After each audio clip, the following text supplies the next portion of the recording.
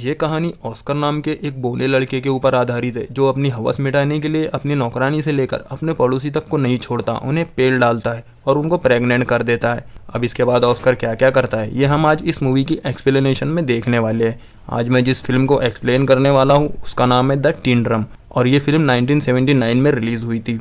कहानी शुरू होती है और हम ऐना नाम की एक औरत को देखते हैं जो अपने खेत में काम कर रही होती है। तभी वहां पे जोसेफ नाम का एक आदमी भागते हुए उसके पास आता है और पुलिस से छुपने के लिए उससे मदद मांगता है। तभी ऐना अपना मैजिक होल खोलकर उसमें जोसेफ को छुपा लेती है। जोसेफ भी एक नंबर का हरामी होता है, वो ऐना के मैजिक होल में ही काम बजाना शुरू कर देता है। फिर पुलिस के जाने के बाद वो दोनों वहां से भाग जाते हैं और एक दूसरे के साथ रहना शुरू कर देते हैं। फिर एक दिन पुलिस जोसेफ को पकड़ लेती है और इससे पहले कि वो उसे मार डाले जोसेफ पानी में कूदकर वहां से फरार हो जाता है। अब कुछ लोगों का कहना है कि वो डूब गया और कुछ का कहना है कि वो भागकर अमेरिका चला गया जहां पर वो एक अमीर बिजनेसमैन बनकर ऐश कर रहा है। वहीं दूसरी तरफ ऐना और उसकी बेटी एग्नेस बाजार में सामान बेचकर अपना गुजर बसर कर रहे थे। एग्नेस अपने कजन जैन से प्यार करती थी जो एक पुलिस पोस्ट ऑफिस में काम करता था। इसके अलावा एग्नेस एल्फ्रेड से भी प्यार करती थी जो एक जर्मन शेफ था। अब उन तीनों के एक साथ मचाए हुए कांड से एग्नेस को ऑस्कर नाम का एक बेटा पैदा होता है जिसका बाप जैन था या एल्फ्रेड ये किसी को भी नहीं पता है। पैदा होने के बाद ऑस्कर चुप होने का नाम ही नहीं ले रहा था और जब उसकी माँ ने कहा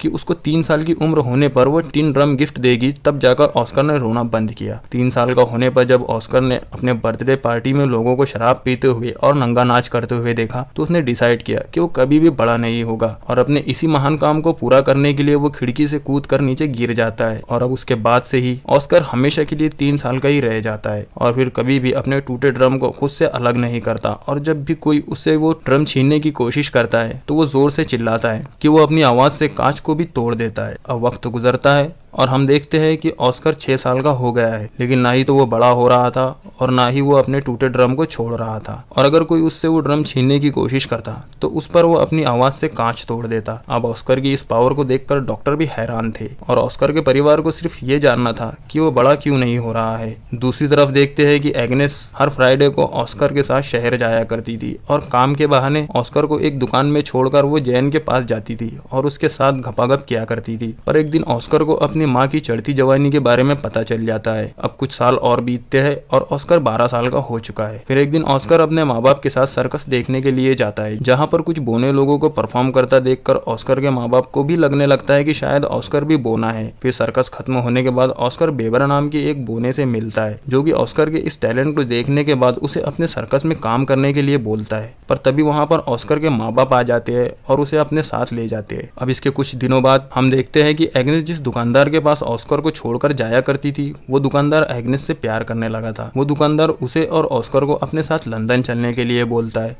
पर तभी एग्नेस उसे मना कर देती है और उसे चूतिया बोलकर वहां से चली जाती है। फिर कुछ दिनों बाद एग्नेस को पता चलता है कि वो प्रेग्नेंट है और उसके पेट में जैन का बच्चा है। अब इस बात से एग्नेस काफी परेशान होने लगती है और परेशानी में वो बहुत सारी मछलियां खाती है जो खाना उसे बिल्कुल भी नहीं पसंद था और ना ही उसे खाना चाहिए था। वहीं उसके पति एल्फ्रेड को इस बात से कोई प्रॉब्लम नहीं थी कि एग्नेस के पेट में किसका बच्चा है। वो सिर्फ एग्नेस को खुश देखना चाहता था पर क्योंकि ऑस्कर के पैदा होने के बाद एग्नेस को कभी भी खुशी नहीं मिली इसलिए बच्चे को जन्म नहीं देना चाहती थी और ज्यादा मछलियां खाने के बाद फूड पॉइजन की वजह से उसकी डेथ हो जाती है। अब इसके कुछ सालों बाद ऑस्कर को देखते हैं जो अपना ड्रम ठीक कराने के लिए जैन को एक पोलिश पोस्ट ऑफिस पर ले जाता है। ये वो दौर चल रहा था जब जर्मनी पूरे पोलैंड पर हमला करके उसे अपने कब्जे में करने की कोशिश कर रहा था। वहीं पोस्ट ऑफिस पर पोलिश लोग जर्मनी पर हमला करने की तैयारी कर रहे थे पर तभी अचानक जर्मन्स उन पर हमला कर देते हैं और इस हमले में बाकी लोगों के साथ जैन भी मारा जाता है और ऑस्कर किसी तरह बच जाता है और वहां से भाग जाता है। अब इसके कुछ दिनों बाद हम देखते हैं कि अल्फ्रेड 16 साल की मारिया नाम की एक लड़की को अपनी दुकान पर काम करने के लिए रखता है। मारिया दुकान के काम के साथ साथ ऑस्कर का भी ध्यान रखती थी और फिर कुछ दिनों में ऑस्कर को मारिया से प्यार होने लगता है।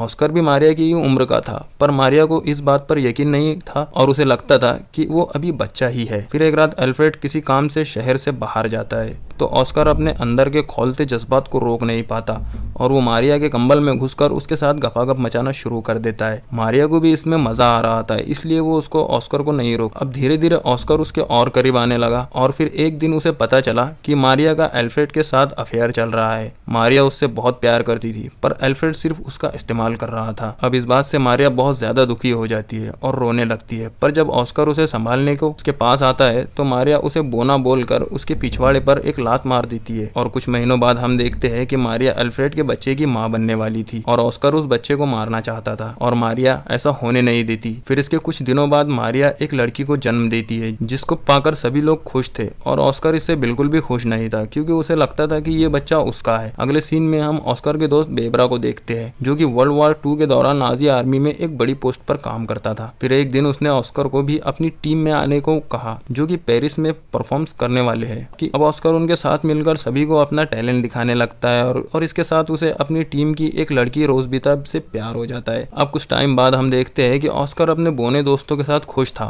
और वो अपनी जिंदगी अपने हिसाब से जी रहा था, जैसे कि खाना पीना और घपाघप करना। फिर एक दिन अमेरिकन सेना उन पर हमला कर देती है और उस हमले में ऑस्कर की आइटम रोजबिता मारी जाती है। अब उस हादसे के बाद ऑस्कर लौटकर वापस अपने घर आ जाता है और वहां पर मारिया के 3 साल के बेटे को वो वैसा ही ड्रम गिफ्ट करता है जो कि उसे उसकी 3 साल की उम्र में मिला था। मारिया ऑस्कर के आने से बिल्कुल भी खुश नहीं थी, पर अल्फ्रेड उसके आने से बहुत खुश था और उसने ऑस्कर को उन लोगों से छुपा कर रखा जो उसका इलाज करने के लिए उसे हॉस्पिटल में एडमिट करना चाहते थे क्योंकि अल्फ्रेड को ऐसा लगता था कि वो नॉर्मल है। अब शहर में जैसे जैसे तनाव का माहौल बन रहा था तो अल्फ्रेड को भी डर के मारे ऑस्कर और अपने पड़ोसी लीना को अपने घर के बेसमेंट में छुपा कर रखना पड़ता था। इसके साथ साथ अल्फ्रेड को अपनी नाजी सिपाही होने का सबूत भी छुपाना पड़ता था। फिर एक दिन अचानक रशियन सिपाही उनके घर पर घुस कर आते हैं, अल्फ्रेड के सामने ही लीना के साथ जबरदस्ती करने लगते हैं। वहीं अल्फ्रेड की नाजी सिपाही होने की सच्चाई छुपाने के लिए ऑस्कर उसे एक पिन देता है जिस पर उसके नाजी सिपाही होने के बारे में लिखा हुआ था और तभी अल्फ्रेड बचने के लिए उस पिन को निगल लेता है और वो पिन उसके गले में अटकने की वजह से उसकी वहीं पर मौत हो जाती है। फिर अगली सुबह मारिस नाम का एक आदमी अल्फ्रेड की दुकान पर आता है और अब वो उस दुकान का नया मालिक था। अब दुकान को अपने कब्जे में करने के बाद मारिस अल्फ्रेड का फ्यूनरल कर देता है क्योंकि उसने भी हाल ही में अपने पत्नी और बच्चों को खोया था और वो अपनों को खोने का दर्द अच्छे से समझता था। वहीं अल्फ्रेड को फ्यूनरल पर ऑस्कर को भी समझ आ जाता है कि अब उसका इस दुनिया में और कोई नहीं है, इसलिए ऑस्कर डिसाइड करता है कि अब वो फिर से